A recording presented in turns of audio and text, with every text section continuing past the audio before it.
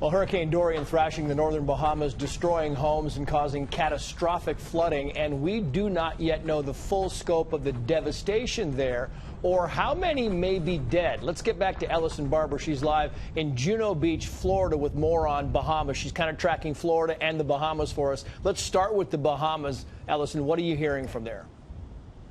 Yeah, Trey, so as many people have already heard, the Abaco Islands hit especially hard. Homes and businesses turned to stacks of rubble. Streets now look more like rivers, and it's not over. Part of the problem here is that because this hurricane is so slow, the hour or two of terror that often comes with a hurricane has turned into a multi-day event for the Bahamas. Dorian is expected to sit over Grand Bahama most of today.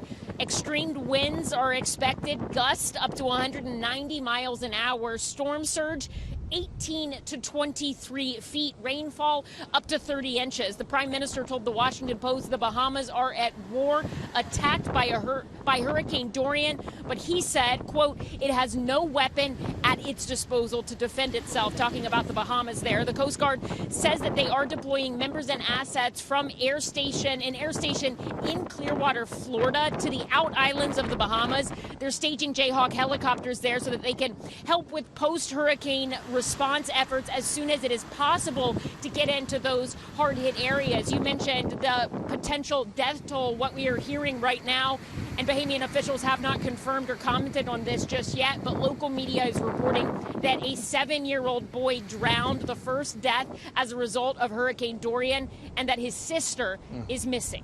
Trace. Yeah, that's just heartrending. And in Palm Beach, West Palm Beach, some people are facing mandatory evacuations as the storm kind of moves that way.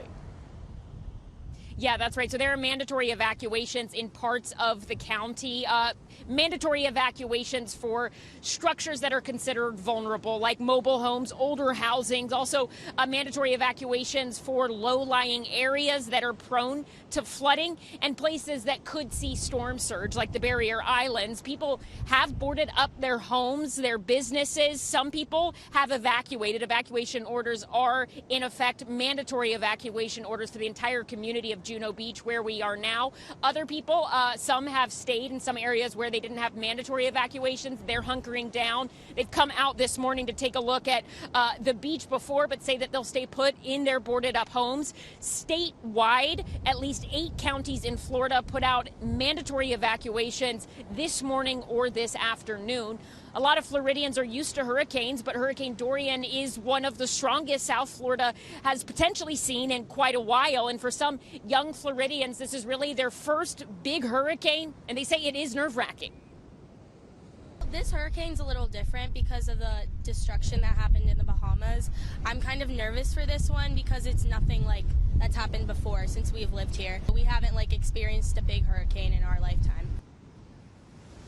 And Trace, I'm walking up here a little bit because I want to show you some of the other devastation. We often talk about how hurricanes, of course, they devastate homes and people's lives, but wildlife is often impacted. We're starting to see some of it here. This is a sea turtle's egg. We have seen trails of these all along the beaches. That's an area where they were nesting. People have pointed out to us that this is that sort of the nesting season ends mid-November, that there was a good nesting season so far. These are important to the ocean's ecosystem, and a lot of sea turtles here. We're already seeing the impacts of the hurricane washing up some of these eggs. That's a concern for a lot of people in this area, in addition to their homes. Trace? Indeed it is. Ellison Barber live for us in Juno Beach, Florida.